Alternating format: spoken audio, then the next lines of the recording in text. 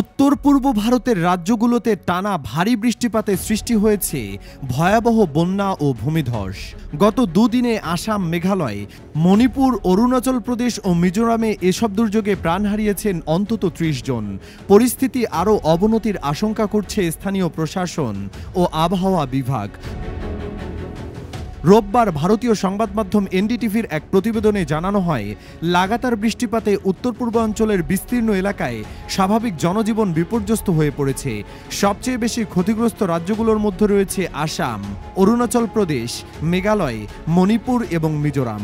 আসামের রাজ্য দুর্যোগ ব্যবস্থাপনা কর্তৃপক্ষ এএসডিএমএ জানিয়েছে, রাজ্যের ১২টি জেলায় প্রায় ৬০,০০০ মানুষ ক্ষতিগ্রস্ত হয়েছেন।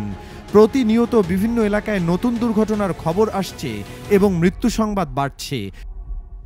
কামরূপ মেট্রোপলিটন জেলায় গত ২৪ ঘন্টায় ভূমিধসে মারা গেছেন ৫ জন।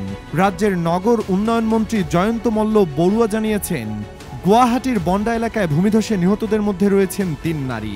অরুণাচল প্রদেশে ভূমিধস ও হঠাৎ সৃষ্ট বন্যায় প্রাণ হারিয়েছেন অন্তত ৯ জন।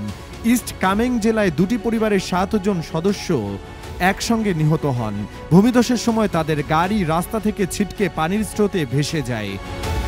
আবহাওয়া অধিদপ্তর আসাম সহ উত্তর পূর্ব ভারতের বিভিন্ন অঞ্চলে রেড, অরেঞ্জ এবং ইয়েলো অ্যালার্ট জারি করেছে।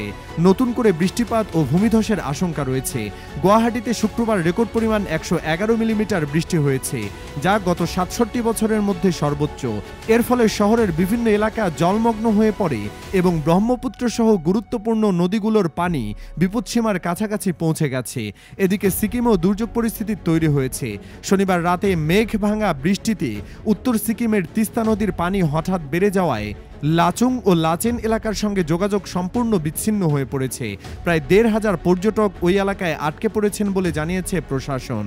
তাদের উদ্ধারে কাজ করছে পুলিশ ও বিপর্যয় মোকাবেলা বাহিনী। আবহাওয়া অধিদপ্তরের মতে, আগামী কয়েকদিন এই অঞ্চলে আরও ভারী বৃষ্টিপাত হতে পারে, ফলে পরিস্থিতি আরও ভয়াবহ রূপ নিতে পারে বলে সতর্কতা জারি করা হয়েছে।